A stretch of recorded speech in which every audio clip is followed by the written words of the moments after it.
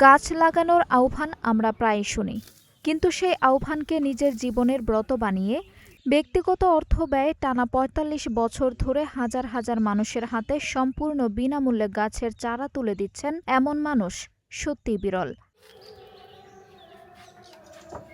মাদারীপুরের রাজন মাহমুদ তেমনই এক ব্যতিক্রমী মানুষ।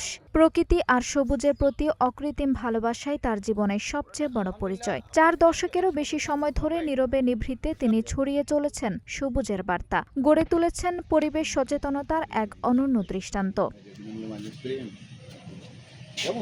মাদারীপুর শহরের সুকুনি এলাকায় ছোট্ট একটি নার্সারি। এখানেই প্রতিদিন গড়ে ওঠে শত শত গাছের চারা, আর সেই চারাগুলো বিক্রির জন্য নয়, মানুষের হাতে সম্পূর্ণ বিনামূল্যে তুলে দেওয়ার জন্য।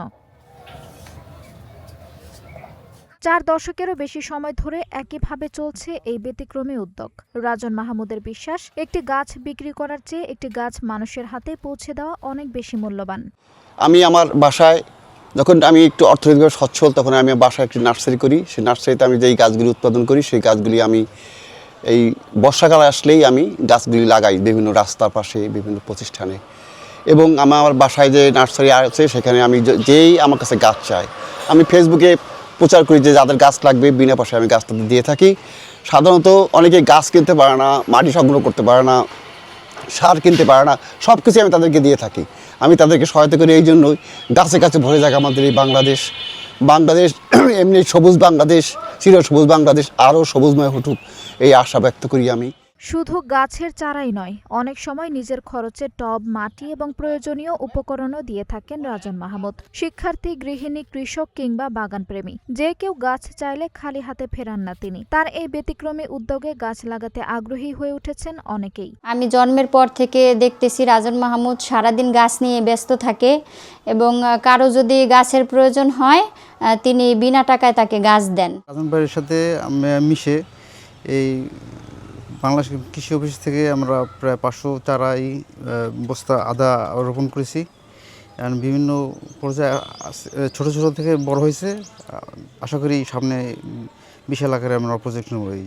আমরা অনেক বছর আছি এই জায়গা, দেখি ভাইয়া অনেক বাগান করে, ভাইয়া বিনামূল্যে মানুষের গাছ দেয়।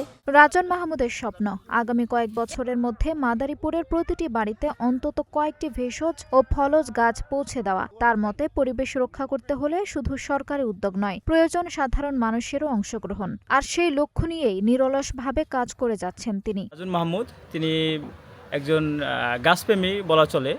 তিনি নিজ উদ্যোগে এবং আমাদের সরকারি সহায়তায় মানুষকে বিনামূল্যে তিনি গাছ দিয়ে থাকেন, এবং আমরা যা দেই সে নিজে রোপণ করে এবং এর পাশাপাশি সে মানুষদেরকেও সহায়তা করে। লাভ নয়, ভালোবাসাই তার মূলধন। তাই ৪৫ বছর ধরে হাজারো মানুষের হাতে তুলে দিচ্ছেন সবুজের উপহার। যেখানে পৃথিবী প্রতিনিয়ত হারাচ্ছে সবুজের আচ্ছাদন, সেখানে রাজন মাহমুদের মতো মানুষের নীরব প্রচেষ্টা যেন নতুন করে বাঁচার স্বপ্ন দেখায়। আঞ্জুম হক আরবি, নাগরিক প্রতিদিন।